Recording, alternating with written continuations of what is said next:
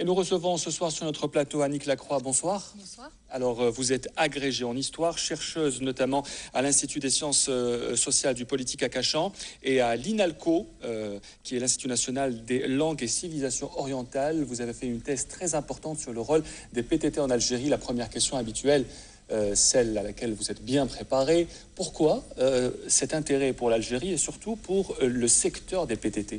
Alors la première partie de votre question, c'est d'abord pourquoi l'Algérie ? Alors là, il y a des raisons sans doute assez complexes, mais de fait, quand on vit, comme vous le constatez, j'ai pas connu moi-même la période de la colonisation ni de la guerre d'indépendance. En revanche, en France, je côtoie à la fois des enfants descendants de pieds noirs et des descendants d'Algériens, des personnes qui ont émigré d'Algérie vers la France. Et puis maintenant que je viens très régulièrement en Algérie, j'ai aussi des amis en Algérie, donc cet intérêt s'est nourri aussi au contact de l'Algérie au fil du temps, avec la connaissance de ce pays, puisque je suis venue à peu près une dizaine de fois. J'ai passé 6 ou 7 mois entre 2010 et 2012, et puis un peu plus récemment, pour justement rechercher des archives ici en Algérie. Et pourquoi l'intérêt pour les PTT ? Alors ça, c'est un peu différent. Disons que l'idée ici, c'était beaucoup plus de passer d'une histoire par le haut, qui aurait été une histoire des grands hommes, des grandes batailles, une histoire qui est souvent en Algérie focalisée sur la guerre d'indépendance algérienne,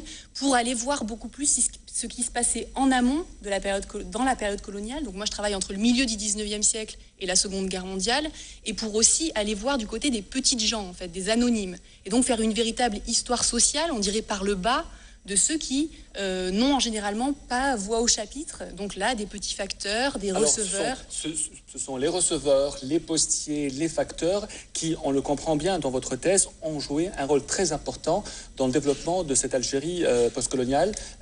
Et pour quelles raisons ? Pourquoi est-ce qu'aujourd'hui, il y a intérêt pour ces postiers ?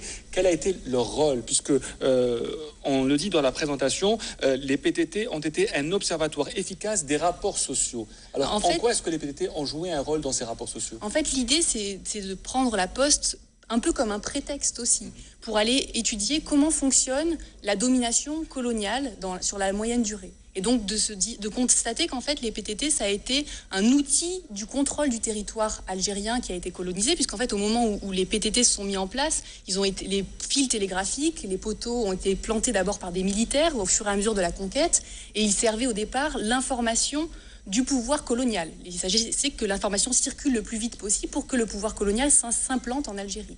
Mais ensuite, dans un second temps, l'objectif, ça a été de mettre en place un service public à destination, dans un premier temps, des populations colonisatrices, c'est-à-dire des Européens, puisque l'Algérie était une colonie de peuplement, des Européens qui sont venus s'installer en Algérie. Alors c'était pour vous, selon vous, excusez-moi, un double objectif de la part de la France coloniale, c'était le développement, mais aussi l'implantation ? C'est ça, à la fois s'implanter, contrôler le territoire, et puis aussi permettre aux populations européennes de communiquer entre elles et avec leurs familles qui restaient en métropole. Ce qui est intéressant, c'est que dans un second temps, au départ, le service n'est pas du tout créé pour les Algériens.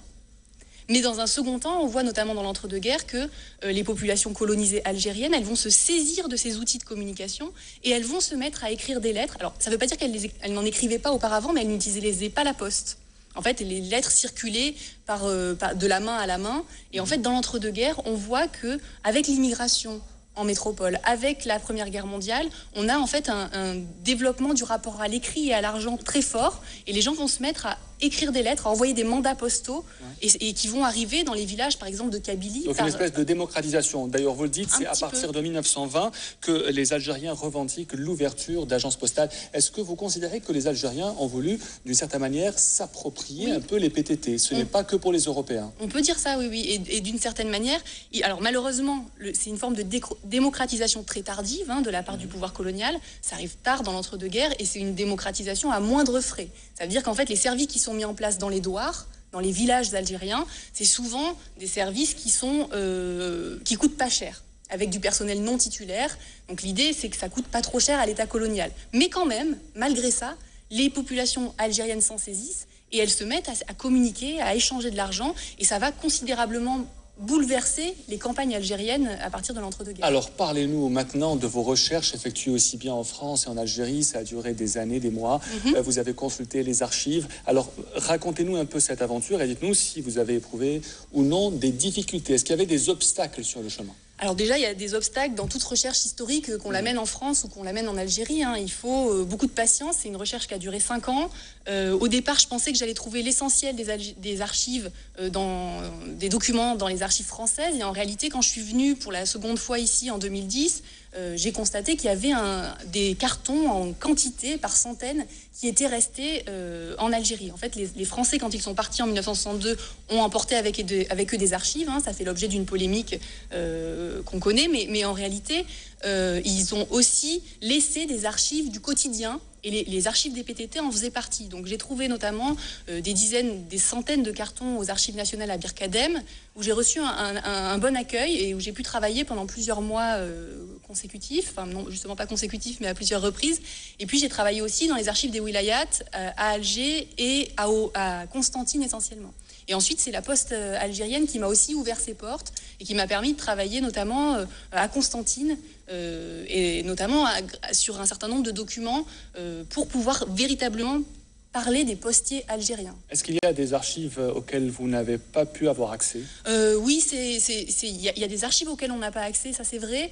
En France ou en Algérie? Des deux côtés, en fait. Il y a des choses qui sont soumises à dérogation dès lors que on arrive dans le plus contemporain, donc, et notamment à partir des années 50-60, en général, il y a des systèmes de dérogation. En France, c'est comme ça que ça fonctionne. Est-ce que vous ne craignez pas que l'on puisse mettre ce côté de vos recherches comme étant un point positif dans la colonisation?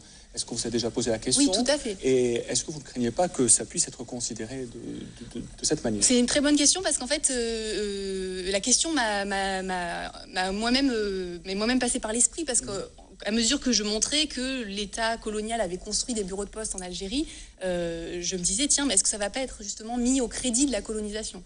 En fait, on se rend très vite compte que déjà, ces bureaux de poste qui sont mis en place, ils sont mis au service, je le disais au début, des Européens d'Algérie, et que c'est finalement un petit peu par hasard que les Algériens arrivent à s'en saisir, et que au départ, l'État colonial avait pour projet, ne les avait pas comme prévus dans le collimateur, comme destinataire de sa politique. Et puis aussi, on se rend compte que l'accès des Algériens à ces services publics, il a été assez difficile. Il y avait des barrières juridiques, les plus hauts grades n'étaient pas ouverts aux Algériens jusque dans les années 1919, et une loi qui démocratise l'accès.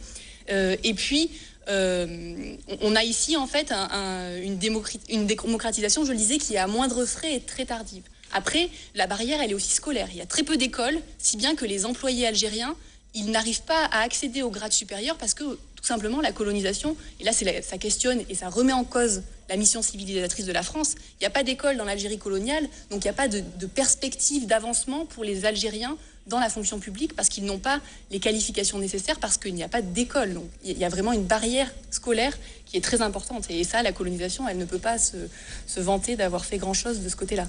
Merci beaucoup, Annick Lacroix, d'avoir été notre invitée. Je rappelle que vous donnez une conférence demain à 18h au centre diocésain d'Alger, qui est situé donc au chemin des Glycines, à Alger, où vous allez parler de votre thèse, de vos recherches sur l'histoire des PTT dans l'Algérie coloniale. Merci d'avoir été avec nous.